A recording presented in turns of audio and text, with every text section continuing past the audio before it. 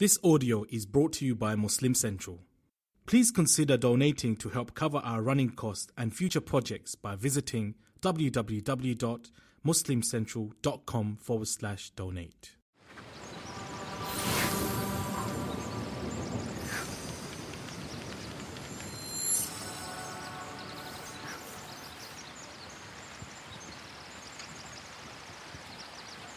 Assalamu alaikum, welcome to Allah Loves. So the most frequent reference in the Quran to the love of Allah is in relation to this concept of taqwa, of piety.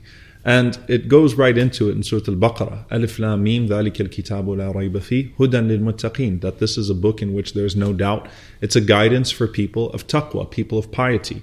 And the most Allah yuhib, the most Allah loves in the Quran is وَاللَّهُ يُحِبُّ الْمُتَّقِينَ, and Allah loves the people of piety.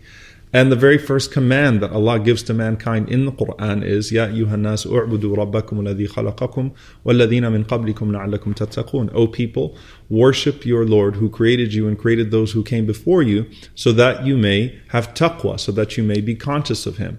And Allah, of course, mentions to us specifically in regards to fasting, كُتِبَ عَلَيْكُمُ الصِّيَامُ كَمَا كُتِبَ عَلَى الَّذِينَ مِنْ قَبْلِكُمْ لَعَلَّكُمْ تَتَّقُونَ. That fasting was prescribed upon you the way that it was prescribed on those who came before you, so that you may attain taqwa, so that you may attain piety.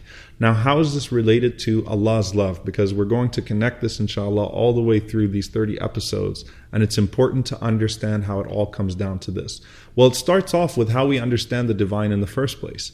Allah created you not to hate you, but to love you. And Allah created you not to fail, but to succeed. And Allah created you not to go to hell, but to go to paradise. He gave you everything that you needed to attain His reward. He gave you all of the essentials that are needed to maintain His pleasure.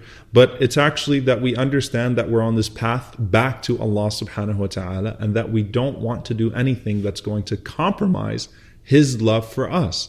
So there's this debate that always takes place about the word taqwa. Does it mean to fear Him? Does it mean to be conscious of Him? What does piety even mean? That word sounds British, no offense to those of you in the UK, but what does the word piety even mean? What does it mean to be pious? What does God consciousness mean? How can I fear Him if I need to love Him? And so if you translate it, for example, Allahu yuhibbul muttaqin, as God loves those who fear Him, then it sounds really awkward. And the first thing to understand is fearing Allah is very different, because as Ibn al-Qayyim, may Allah have mercy on him, said, when you fear something else, you run away from it, but when you fear Him, you run back to Him. And so the fear of Allah is not one that would cause you to flee from Him, but instead back to Him. Because that fear is not like the fear of anything else. And taqwa is inadequate when defined only in the context of fear. So how do you merge fear and love? Well, you fear losing His love, and that's actually the point.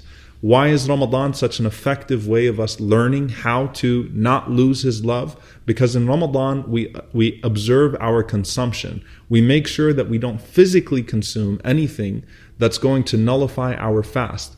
Likewise, in our everyday lives, we make sure that we don't spiritually consume anything that's going to nullify Allah's love for us. We pay closer attention to ourselves. And that's why the greatest narration that I think that really encapsulates this is what we have from Umar, may Allah have mercy on him and be pleased with him, who said that taqwa is like a person that is walking on a path.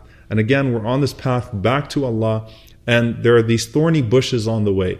And so when you see those thorny bushes coming in closer, you hold yourself tighter to make sure that it doesn't tear your clothes, to make sure that it doesn't prick you. And that's why the grandson of Umar, may Allah be pleased with him, Umar ibn Abdul Aziz, he said that taqwa is not that you pray long into the night or that you fast long into the day, but it's that you abandon that which is displeasing to Allah subhanahu wa ta'ala. Everything beyond that is ihsan, is excellence. And so tying it to the love of Allah is very important. Are you showing Allah that you want to be loved by Him in the first place? Are you demonstrating with your deeds in a translatable way that you don't want to do anything that's going to compromise His pleasure? Because Imam al-Ghazali rahimahullah said something very profound, that the greatest consequence of sin is not the punishment that comes with it, but it's the distance that it causes between you and Allah subhanahu wa ta'ala.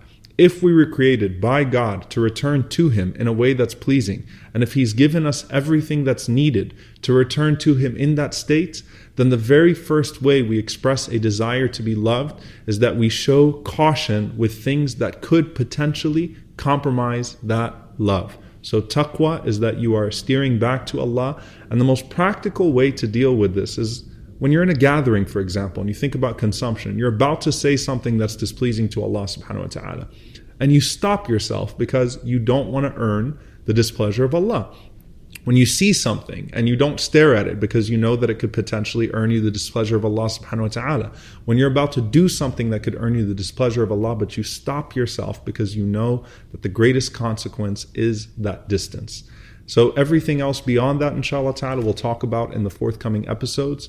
But the greatest way to be loved by Allah is to actually show that you fear losing that love. May Allah never allow us to compromise that love, and may He always embed within us taqwa, that God consciousness and that piety that keeps us in His favor. Allahumma ameen. See you next time, inshallah. Assalamu alaikum wa rahmatullahi.